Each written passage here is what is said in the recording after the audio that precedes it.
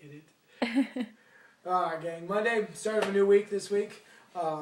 Started off with a little strength, a little test this morning and all day long. Started off with a 12-minute test to find a new bench press max since we do so much bench about once every month or so. So it was nice to test and nice to see how many people actually hit new PRs. We had some athletes hit as much as a 20 to 30. I think Josh had a 35-pound PR, entered the 300 club. We actually had five people hit 300. Quite a few others, at least on the male side, at least above 250. Quite a few ladies that entered the $100 club, the 100-pound bench press club plus on to 135. So good job overall. And 145. Oh, 145. Anna got 150. I think Anna got higher the day for 150. So hats off to you, Miss Anna. Then coupled that up with a 14-minute AMRAP with a partner of 6 bench press, 60% of what you just got done testing out at, and 1 rope climb. This worked out to be a great test, working back and forth. It was about just enough time for you to get down the rope and then hit right back on that bench after you get on switched out weights. So I think Mark and Justin hit the time of the score of the day with 15, almost 16 full rounds going through that. So good job there, fellas. One thing that saw top to bottom all day long with a lot of the athletes was we were doing a much better job of finding the rope, but we're finding the rope, but our feet are side by side. We're not doing a good job of stacking the feet. The rope is still in between our feet, and it's allowing for that rope to get slid through, and we worked a little bit as we warmed up with it on practicing on using your legs and opening up your hips and not pulling so much. This was a big WOD as far as indicating if you're using your arms a ton, especially if we're getting into that about the 10-minute range, around that 7, 8, 9 round range where all of a sudden that light 60% felt like it was a ton of bricks. Remember, again, we're working on efficiency on all these movements. It doesn't matter how fast you get up there. Smooth is fast, fast is smooth. Efficiency gets us there faster than anything. So when we're going through this, take your time. Practice the motions, practice your mechanics, especially if it ever comes up rope climbs.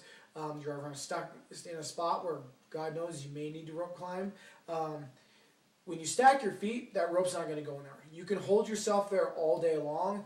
One arm, no arms, whatever. It's when we start pulling and utilizing a ton of upper body that in the beginning when you're fresh, not too bad. All of a sudden when you're gassed out, it is extremely harder. So when we're working on the rope climbs, work on getting your feet in the right location, but work on literally stepping on your foot. We want you literally locking that rope in and placing the ball of your foot on top of that rope and sandwiching it down. There's all different kinds of techniques that we work on, but all of them have that same idea and same thought with that foot locking it in.